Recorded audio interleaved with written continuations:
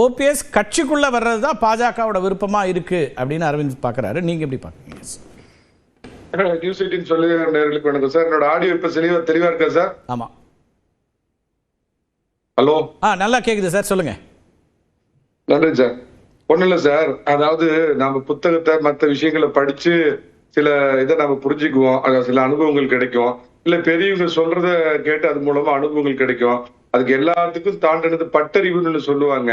திரு KC. Palaniswami அவர்கள் பாத்தீங்கன்னா, ஒரு ஜனநாயக கட்சியில ஒரு பிரச்சனை இருந்தது அப்படின்னா அதுக்கு நீதிமன்றம் ஒரு தீர்வு இல்ல அப்படிங்கிற பட்டறிவு பதிவாயிடுச்சு. கவலைப்படாம அடுத்த பாயிண்ட் வந்துடலாம். நீங்க ஏற்கனவே பேசினது அது பதிவாயிருந்துச்சு. எஸ், அது பதிவாயிடுச்சு சார். அதாவது திரு பன்னீர்செல்வம் அவர்களுக்கு இன்னைக்கு டெல்லியில இருந்து நேற்று அழைப்பு வந்ததுன்னா அதை எப்படி வேணாலும் வச்சுக்கலாம் சார். இறுதி அழைப்பு, இறுதி வாய்ப்பு, இறுதி எச்சரிக்கை, இறுதி கெடு, இறுதி மிரட்டல், இறுதி உருட்டல், எது வேணாலும் நேரடியா ஏற்கனவே அவருக்கு தெள்ள தெளிவாக சொல்லப்பட்டு விட்டது. என்னன்னு கேட்டீங்கன்னா, அதிமுக இணைப்பதற்கான சாத்தியக்கூறுகள் இப்போதைக்கு இல்லை அப்படிங்கிறது அவருக்கு தெளிவா சொல்லப்பட்டு விட்டதுங்க. சோ அவருக்கு உள்ள ஒரே ஆப்ஷன் என்ன அப்படின்னு கேட்டா, நான் போனா நான் மகாராஜாவை தான் போவேன் அப்படிங்கிற கேள்வி இன்னைக்கு இல்ல.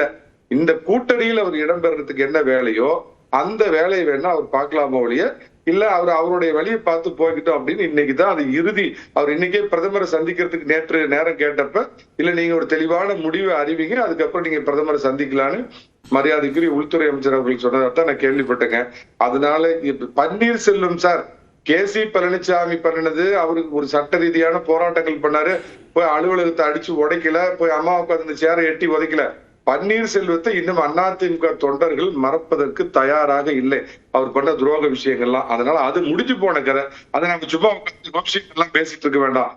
அவர் வேணால் இந்த தேசிய ஜனநாயக கூட்டணியில் இணைவதற்கான வாய்ப்பு இருக்கு சார். அதே மாதிரி அதை சார் இது என்ன சார், வைகோ கொலைப்பள்ளி எல்லாம் சுமத்துறாரு சார். கலைஞர் எனக்கு என்ன கொலை குற்றம் சுமத்தி என்னை வெளியேற்றி விட்டார் அப்படின்லாம் சொல்லிட்டு அதே கலைஞருக்கு போய் பாத்தீங்கன்னா திமுக ராஜ்ய விசுவாசத்தை காட்டுறாரு.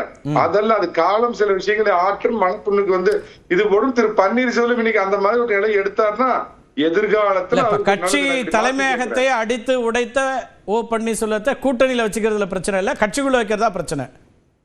நிச்சயமா சார், அதுல சந்தேகமே இல்ல. ஒரு கூட்டணி அப்படிங்கிறப்ப திமுக ஏதோ எல்லாம் சொல்லிட்டு பாஜகவோட கூட்டணி வச்சுக்கலையா, நான் என்ன சொல்றேன்னா அவருக்குள்ள இறுதி வாய்ப்பு என்ன சார், ஒண்ணு தாவேகா பக்கம் போகணும், நேரடியா இல்ல இல்ல மணிகண்டன் அடிப்படையில ஒரு விஷயம் கேளுங்களா, இறுதி வாய்ப்புக்கெல்லாம் அவர் போகலையே, ஏன்னா அழைத்தது பாஜக, அவர் போகல. அப்ப பாஜக அழைக்குது என்றால் அவர் தேவைங்கிற இடம் வந்தது இல்ல சார். நான் இல்ல, நான் பிராக்டிகலா பேசுறேன் கார்த்திகை செல்வன்.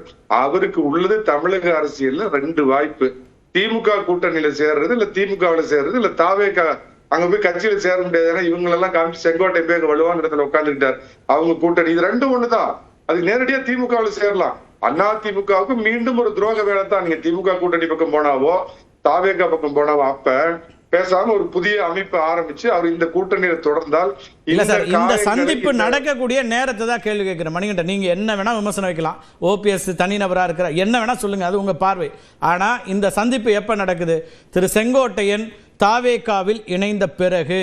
அப்போ ஓ பன்னீர்செல்வத்தை நம்ம விட்டுறக்கூடாது அப்படிங்கிறதுக்கான சந்திப்பாக இது நடக்குதா? அப்போ இந்த சந்திப்பை அவருக்கான வாங்கன்னு சொன்னது பாஜக, வாங்கன்னு சொல்லி ஒரு நாள் கழிச்சு தான் இவர் போகிறாரு.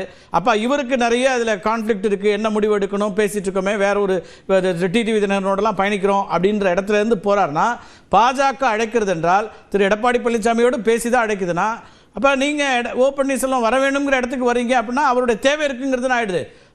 அவர் விரும்பி வரலையே. இப்ப சார் அதுல அதிமுகவுல இருந்தவங்க எல்லாம் ஒன்றிணைனும் ஒன்னா முதல்ல சார் அவங்க இண்டிவிஜுவல்ஸ் அதை நல்லா புரிஞ்சுக்கங்க. அந்த ஒன்றிணைங்கிறது பேச்சு ஒரு இண்டிவிஜுவலுக்கு ஏன் சார் அப்புறம் வந்து உள்துறை அமைச்சர் வந்து அப்பாயின்மெண்ட் கொடுத்து வாங்க சந்திப்போம்னு பேசுறாரு சார். தங்க அம்மாவால் அடையாளம் காட்டப்பட்ட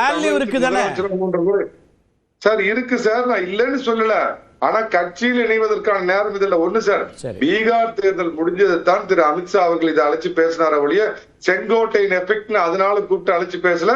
நீங்க கூடிய விரைவில் பாருங்க, இவங்க பனையூர் பாமகவுக்கும் அழைப்பு வரும், இவரு டாக்டர் ராமதாசுடைய பாமகவுக்கும் அழைப்பு அவங்க பேசினாங்க. இந்த கூட்டணிங்கிறது ஒரு ஷேப்புக்கு கொண்டு வரணும் அப்படிங்கிற முத்தாய்ப்பான முயற்சி. நான் அறிந்தவரை திரு பன்னீர்செல்வத்திற்கு தெளிவா அமித்ஷா சொன்னது, தற்போது நீங்கள் அதிமுக இணைவதற்கான வாய்ப்பு 1% கிடையாது. கூட்டணிக்கு தமிழ்நாட்டில் தலைமை யார் சார் வைக்கிறாங்க சார் தமிழ்நாட்டுல தலைமை வைக்கிறது எடப்பாடி பழனிசாமிங்க. கூட்டணிக்கு யார் வேணும் வேணாங்கிறது யார் சார் முடிவு பண்ணுவாங்க?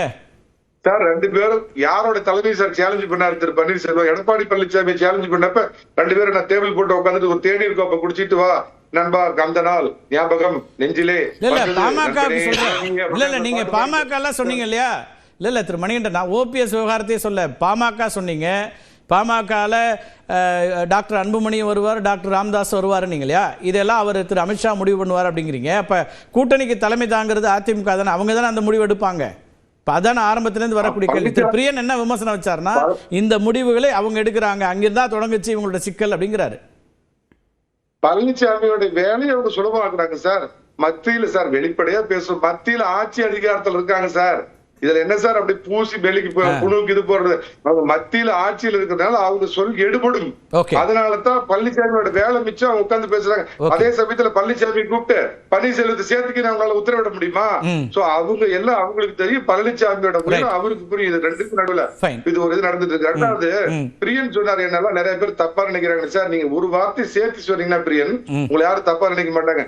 எல்லாம் ஒன்றுபடணும், சசிகலா எல்லாருமே ஒன்றுபடணும், பன்னீர்செல்வம் ஒன்றுபடலாம் சொல்றீங்க. ஒன்றுபட்டு இப்ப இருக்கிற இந்த மக்கள் விரோத திமுக ஆட்சியை நீங்க வீழ்த்தி அண்ணா திமுக ஆட்சி அமைக்கணும் அப்படின்னு பேசுறீங்கன்னா அவங்க அண்ணா திமுக காரங்க எல்லாருமே நம்புவாங்க.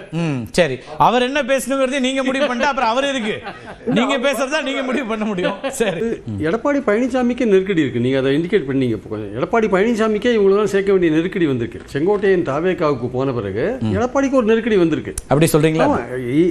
அவரு ஒரு நெருக்கடி இல்லைன்னு கோபிச்செட்டிப்பாளையத்திலே பொதுக்கூட்டம் போட்டு நிரூபிச்சாரு சார். 50,000 பேர் வராங்க சார். கோபிச்செட்டிப்பாளையத்தில் எப்படி கூட்டத்தை கூட்டினாலும் பிரேமலதா சொல்லிட்டாங்கல்ல, அதோட என்ன வேணும் உங்களுக்கு? அது ஒரு பக்கம் இருக்கட்டும், கூட்டத்தெல்லாம் அரசியல் கட்சிகள் பண்ணுற விஷயம். நீங்கள் வீக்காக இருக்கீங்க சார் ரொம்ப.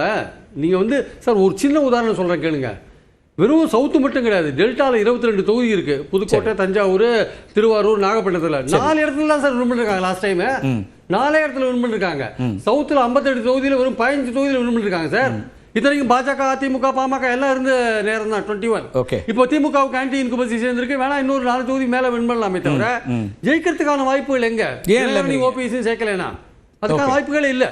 அந்த ஓட் பேங்க் அப்படியே நேரா எடப்பாடிக்கு எதிராக இருக்கு. அந்த ஓட் பேங்க் அதை வந்து இவங்க வந்து அரவணைக்க வேண்டிய கட்டாயத்தில் இருக்காங்க. சோ அதனால வந்து பிரஷர் வந்து எடப்பாடிக்கு இருக்கு ஆக்சுவலா. அதுவும் செங்கோட்டையன் தாவேகாவுக்கு போன பிறகு, தாவேகா வந்து நாங்க தான் திமுகவுக்கு போட்டி என்று சொன்ன பிறகு அதிமுகவுக்கு பிரஷர் அதிகமாது.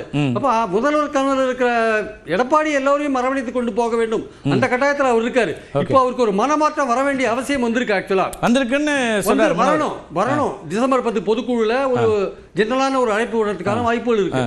10 பொதுக்குழுல ஒரு தீர்மானத்தை நிறைவேற்றுவாங்க. விலகி போனவர்கள் எல்லாம் வந்து மீண்டும் ஜெயலலிதா ஆட்சி, தலைவர் ஆட்சியை கொண்டாடணும், எல்லாரும் ஒன்று சேருங்க ஒரு அழைப்பு விட்ட பிறகு அடுத்த கட்டமான ஒரு விஷயம் நடக்கிறதுக்கான வாய்ப்புகள் இருக்கு. அதனால பாயிண்ட் என்னன்னா வந்து ஒரு பிரஷர், எடப்பாடிக்கும் பிரஷர் இருக்கு.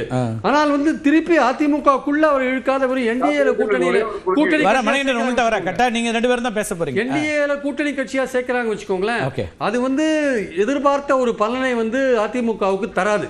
அவரை கட்சியில இணைச்சாதான் அந்த பலன் வரும். அந்த பலனை வந்து நீங்க அனுபவிக்க முடியும். தினகரன் தனியா விஜயோட போய் சேர்ந்தாருன்னா அதோட அதிமுகவுக்கு ஏற்படுற பாதிப்பு வேற. மணிகண்டன் பேசிட்டு வர உங்கள்ட்ட. மணிகண்டன், நீங்க என்ன அதுல முரண்படுறீங்க?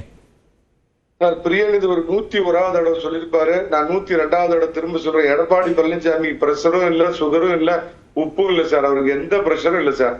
அவர் அழகா போய் கோபிச்செட்டிப்பாளையத்துல அருமையா 3வது கட்ட பிரச்சாரத்தை தொடங்கி இருக்கிறார் சார். பிரஷர் அப்படிங்கிறது சில திமுகவிற்கு ஆதரவு தெரிவிக்கக்கூடிய சில நபர்களால் போடப்படுகின்ற திரும்ப சொல்ற ஒரு கோயப்பிள் வார்த்தை. அவர் பன்னீர்செல்வத்தை எக்காரணம் கொண்டு சேர்த்த மாட்டார், தினகரனை சேர்த்த மாட்டார், சசிகலாவை சேர்த்த மாட்டார். இந்த 3 பேரையும் சேர்த்த மாட்டார் சார். அவருடைய கட்சியில சேர்க்க மாட்டார், கூட்டணியில வச்சு பாருங்கிறீங்க. கூட்டணியில சேர்த்துக்குவாரு சார். கூட்டணியில் அவர் பிரச்சனை கிடையாது. என்ன சிக்கல்னா சார், கூட்டணியில திரு எடப்பாடி பழனிசாமியை முதலமைச்சர் வேட்பாளரா ஏற்க மாட்டேன் டிடிவி தினகரன் சொல்லிட்டாரு. திரு ஓ பன்னீர்செல்வமும் அதுதான், அவர் அதுல நேரடியா ஸ்ட்ராங்கா சொல்லல.